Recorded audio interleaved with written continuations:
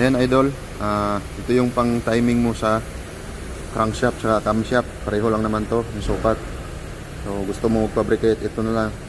So ang laki niya, yan. Kita ba? Yan, 7mm. Tapos yung haba niya, yan. Tignan muna natin. Yan, yung haba niya galing sa yan pinaka dulo doon sa may dulo ng thread. So yung haba niya, ayan. O, kita mo? Yan.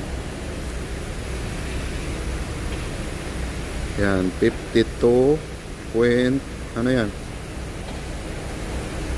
53 point, yan, 53.5 yung haba niya. Nandito yan. So, tapos bahala ka na dito kung anong size yung ng spanner na gusto mo. Yan, yan ito, ano lang to, 3C.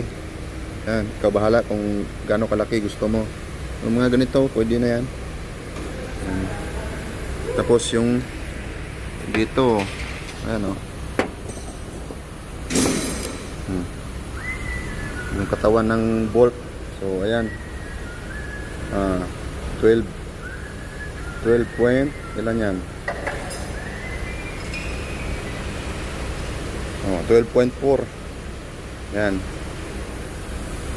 So ayan, okay na. Yan, pang ano, para mag-fabricate ka na lang. Kasi mahal to pag nag-order ka nito. Sa Jutes pa yan, orderin.